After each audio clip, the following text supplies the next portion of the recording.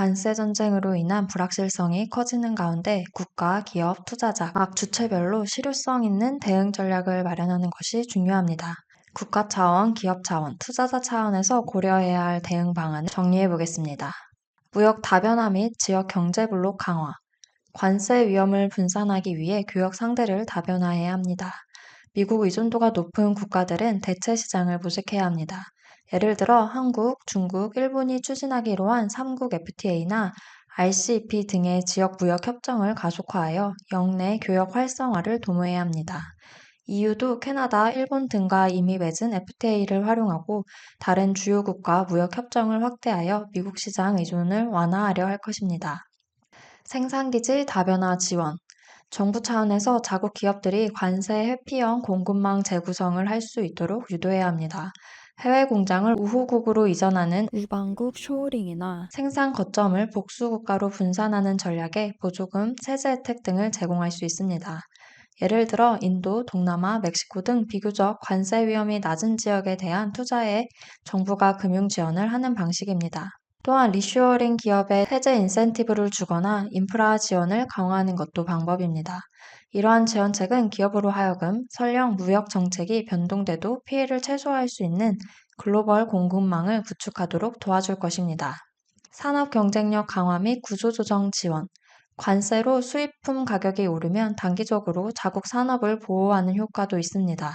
이를 일시적 방어막으로 활용해 정부는 국내 산업의 경쟁력 강화에 힘써야 합니다. 예컨대 반도체, 배터리, AI 등 전략 산업의 대규모 R&D 투자와 세액공제 혜택을 제공하여 기술 혁신을 촉진하고 부가가치를 높이는 것입니다. 관세로 인한 가격 경쟁력 약화를 기술력으로 상쇄해야 한다는 접근입니다. 또한 수출 주력 산업이 타격을 입은 경우 구조조정 지원책도 필요합니다. 일시적인 금융 지원이나 고용 안정자금을 투입해 충격을 흡수하면서 산업이 체질 개선을 할 시간을 벌어줘야 합니다. 외교 협상력 극대화. 결국 관세 분쟁은 정치, 외교적 협상으로 풀어야 할 문제이기도 합니다.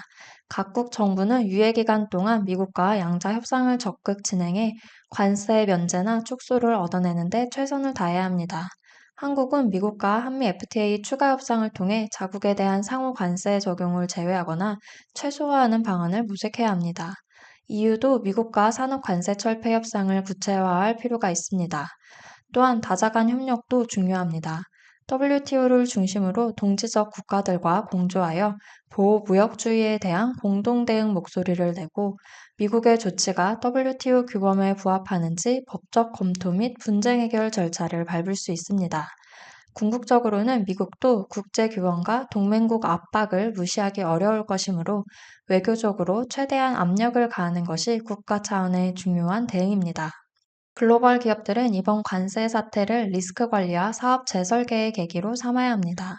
특히 다국적 기업들은 시나리오별 대비책을 마련함으로써 충격을 최소화하고 새로운 환경에서의 경쟁력을 확보할 필요가 있습니다. 공급망 재구성 시나리오 준비.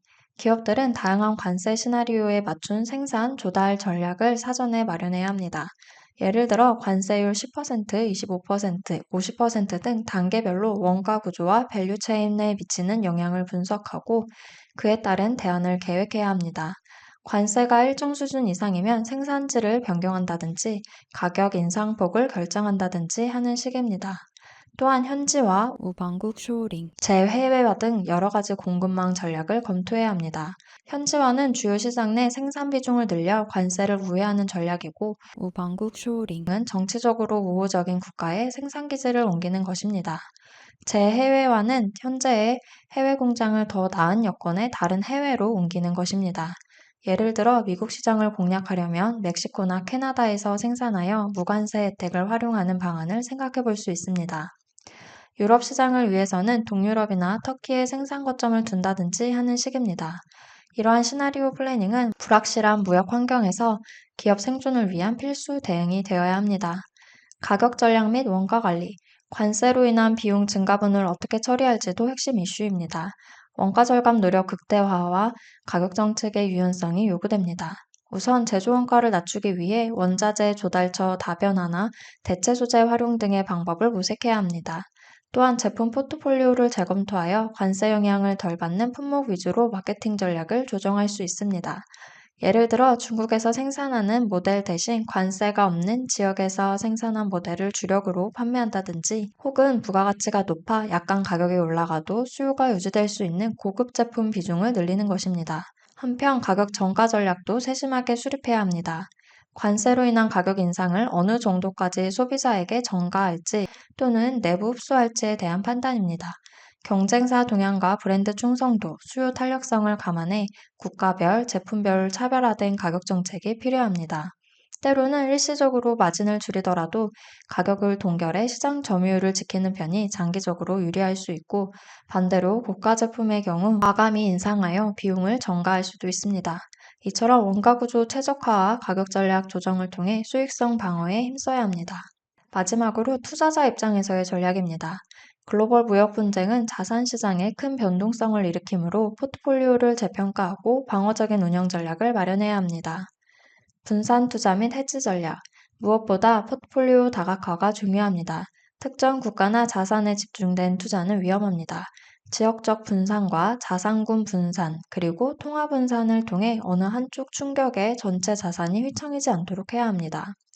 특히 보호무역주의 강화로 글로벌 경기가 흔들릴 경우를 대비해 해치 포트폴리오를 구축할 필요가 있습니다. 예를 들어 금, 엔화 등 전통적 안전자산 비중을 늘리고 변동성이 높아질 때 수익을 내는 옵션이나 인버스 ETF 등을 소량 활용해 방어막을 치는 것입니다. 또한 글로벌 공급망 재편 수혜주와 피해주를 구분해 투자 비중을 조정하는 것도 고려할 수 있습니다. 산업별 차별화 투자. 관세 정책의 영향 정도가 적은 산업과 오히려 수혜를 볼 산업에 주목해야 합니다. 예를 들어 내수 중심의 유틸리티나 통신업종은 관세 영향이 상대적으로 작을 수 있습니다. 반면 해외 부품 의존도가 높은 제조업은 타격을 받기 쉽습니다. 또한 미국 현지 생산 비중이 높은 기업은 관세를 피할 수 있어 상대적으로 유리합니다. 최근 GM 등 일부 미국 제조기업이 자국 내 생산을 늘리겠다고 발표한 것도 투자자들의 이런 판단에 영향을 주고 있습니다. 메이드 인 USA 라벨이 붙은 제품을 만드는 기업들은 관세 역풍을 덜 맞을 것이므로 투자 매력이 올라갑니다. 반대로 미국 매출 의존도가 큰 외국 기업들은 주가 약세가 예상되므로 비중을 줄이는 식의 조정이 필요합니다. 기술력으로 가격 전가 능력이 있는 기업도 선별적으로 투자할 수 있습니다. 관세로 가격이 올라도 제품의 독점적 지위나 브랜드 파워로 소비자들이 계속 사줄 수 있는 기업들입니다. 이런 질적 우위를 가진 기업들은 오히려 경쟁사가 탈락하는 국면에서 시장 지배력을 키울 수 있으므로 장기 관점에서 유망합니다. 유연한 포트폴리오 조정. 관세 이슈로 단기 시장 변동성이 크기 때문에 투자 시계열을 탄력적으로 운용해야 합니다. 예를 들어 90일 유예 기간 동안 일시적으로 시장이 안도 랠리를 보인다면 이를 포트폴리오 재조정의 기회로 활용할 수 있습니다. 주가가 단기 반등할 때 취약 종목을 정리하고 안전자산 비중을 늘리는 것입니다. 반대로 과도한 비관으로 급락장이 연출되면 장기적으로 우량한 자산을 싸게 담는 저가 매수 기회로 삼을 수도 있습니다. 또한 경기 침체 가능성이 높아진 만큼 방어적 자산 확보도 염두에 두어야 합니다. 현금 비중을 늘려 유동성을 확보하거나 앞서 언급했던 내수 중심 또는 가격 전가 기업의 주식을 구매하는 식으로 경기 하강기에 대비한 완충 장치를 갖출 수 있습니다. 무역 분쟁으로 장세가 요동칠 때 공포나 과욕에 휩쓸리지 말고 리스크를 관리하면서도 기회를 포착하는 전략이 필요합니다. 특히 장기적으로 유망한 자산에는 저가 매수, 구조적으로 어려워질 자산에는 단기적 반등 시 과감히 매도하는 결단력으로 포트폴리오를 재편성해야 할 시점입니다. 트럼프 행정부의 관세 정책은 4월 9일 긴급 수정으로 다소 숨통이 트였다고는 하나 글로벌 경제에 여전히 큰 불확실성과 위험 요소로 남아 있습니다. 90일의 유예 조치로 단기 긴장은 완화되었고 금융시장은 일시적인 반등을 보였지만 근본적인 불안은 해소되지 않았다는 것이 중론입니다. 주요 투자은행들은 여전히 향후 1년 내 경기 침체 확률을 50에서 60%까지 높게 보고 있고 관세 유예에도 불구하고 미국의 실효 관세율은 기존 22%에서 24%로 상승할 전망이라 경제 전반에 미칠 충격이 적지 않을 것으로 분석됩니다. 블룸버그 이코노믹스에 따르면 이번 조치로 미국의 평균 관세율은 1930년대 대공황 이후 최고 수준에 근접했으며 이러한 관세 장벽은 세계 GDP 성장률을 최대 1%포인트까지 감소시킬 수 있습니다. 이러한 상황에서 최악의 시나리오까지 각 경제 주체가 대비해야 합니다. 90일 후 미국이 동맹국들과 어떤 합의를 이루더라도 미중 갈등이 장기화될 가능성이 높고 보호무역 기조가 완전히 사라지긴 어려울 것입니다. 최상의 시나리오는 미국이 일부 양보하여 유럽, 한국, 일본 등과는 타협을 보고 중국과도 일정 부분 협상을 타결해 관세 폭탄이 축소되는 경우를 생각해 볼 수 있습니다. 이 경우에도 이미 높아진 관세와 불확실성으로 경기 둔화는 어느 정도 불가피합니다. 반면 최악의 시나리오로 협상이 결렬되어 90일 후 유예가 끝나면 미국이 동맹국들에도 예고한 상호관세를 전면 부과하고 중국과 상호 보복이 격화되는 길로 간다면 글로벌 경기 침체는 현실화될 가능성이 큽니다. 세계 무역량이 급감하고 각국 증시가 폭락하며 실업률 상승과 소비 침체로 2008년 금융위기 이후 가장 심각한 경기 후퇴가 초래될 수도 있습니다. 결국 향후 몇 달은 향방을 가를 중대 기로입니다. 트럼프 행정부와 교역국들이 얼마나 건설적으로 협상에 임하느냐에 따라 글로벌 경제의 운명이 달려 있습니다. 각국은 자국 이익을 지키기 위한 정당한 대응을 하면서도 최악의 시나리오를 피하기 위한 절충점을 찾아야 합니다. 이번 사태는 글로벌화의 흐름 속에서도 자국 중심주의와 무역 갈등이 언제든 부상할 수 있음을 일깨워 주었습니다. 예상 가능성이 낮은 정책 리스크에도 대비하는 탄탄한 시스템을 갖추는 것이 앞으로의 생존 전략임을 보여주었습니다. 국가, 기업, 투자자에게 가장 현실적인 대응은 최악의 시나리오까지 염두에 두는 것입니다.